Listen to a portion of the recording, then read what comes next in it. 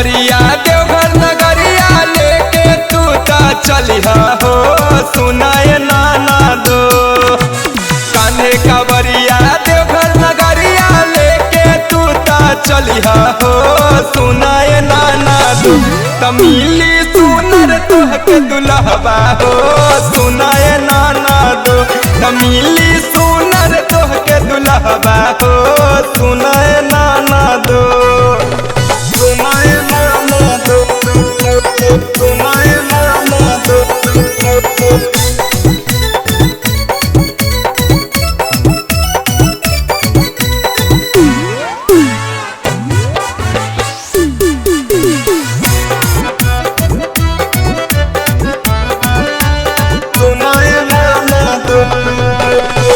कल झटपट तू जाए के तैयारी बाबा के चरनिया में दिह जल बढ़ारी दिह जल बढ़ारी।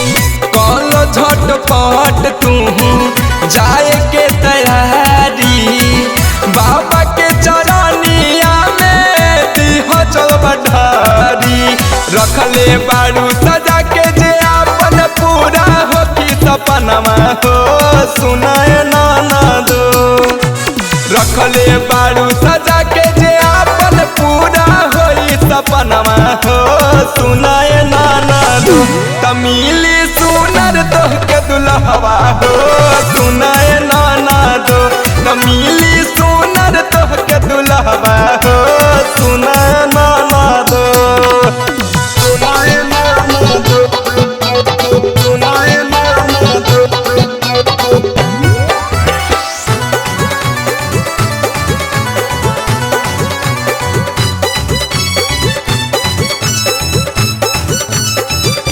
तमिली सुनर तोहके दुल्हबा हो सुनाए नाना दो।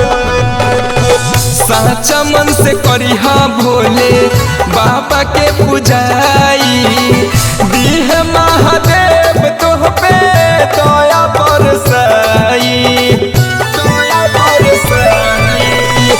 साचा मन से करिहा भोले बाबा के पूजाई दीह महादेव तोह पे दया बरसाई। धर्मेंद्र चंदन के संगवा कहिहा तू भजनवा हो सुनाए नाना दो। धर्मेंद्र चंदन के संगवा कहिहा तू भजनवा हो सुनाए नाना दो। तमिली सुनर तोहके दुल्हबा हो सुनाए नाना दो। तमिली सुनर तोहके दुल्हबा हो सुनाए नाना दो। कान्हे कवरिया देवघर नगरिया लेके तू ता चलिहा हो सुनाए नाना दो। तमिली सुनर तोहके दुल्हबा हो सुनाए नाना दो। तमिली सुनर तोहके दुल्हबा हो सुनाए नाना दो।